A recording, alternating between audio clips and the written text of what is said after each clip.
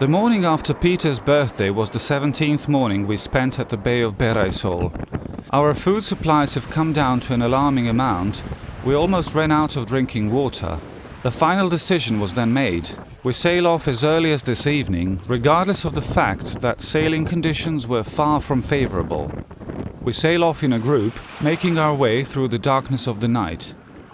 Radio contact is the only possible way for us to keep in touch and see what's happening on other boats. Suddenly we hear the sentence we've feared. We have a problem, and after it comes the spooky silence. What is going on? I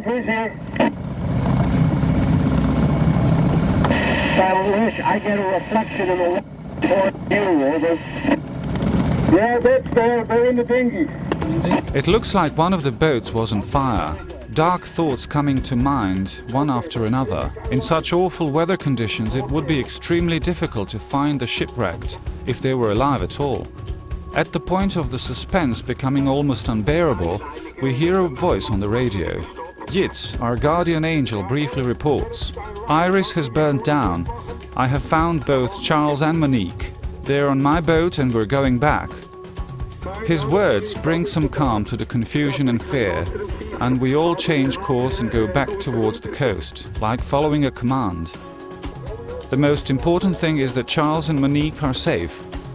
First of all, we should think of a way to help the people who lost literally everything in just one moment. The food, the clothes, the water, the documents, the money, and everything else next to their boat, which was the property they gained during their lives, was now at the bottom of the sea, lost irreversibly. It was awful watching the tears on the faces of people who have lost everything. However, their greatest concern was the loss of medicines. We know they need them. We will try and find something in our personal little medicine kits, but the rest will have to be the natural medicine. Charles interrupts the heated discussion himself. He wants to read us a letter he is writing to his insurance company, precisely describing what happened the night before. We left Benassol Bay at 10:30 at night. At 3 o'clock I have been awaked by my wife saying there is a smoke. I immediately stopped the engine, opened the engine compartment.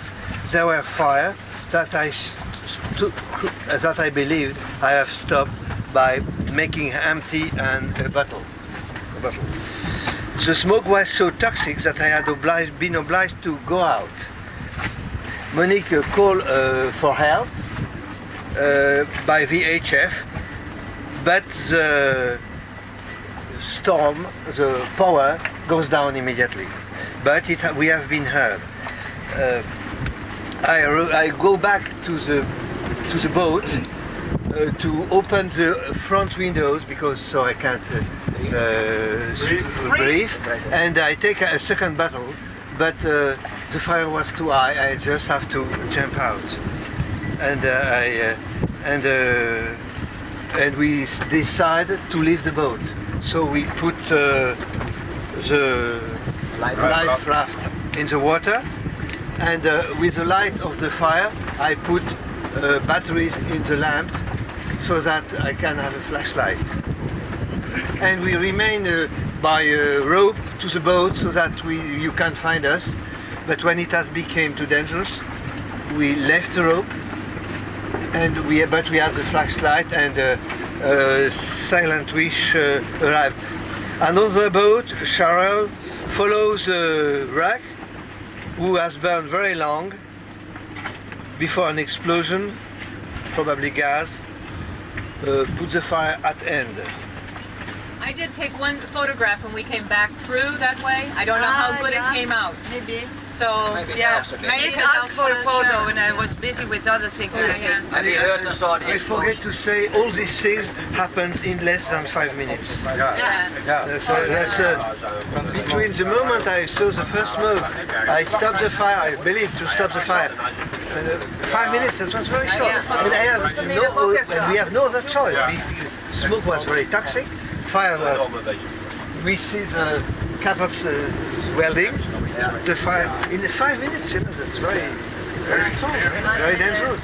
When Charles, you go back into the boat. The past day's events have established even further the closeness I started to feel towards this group's members.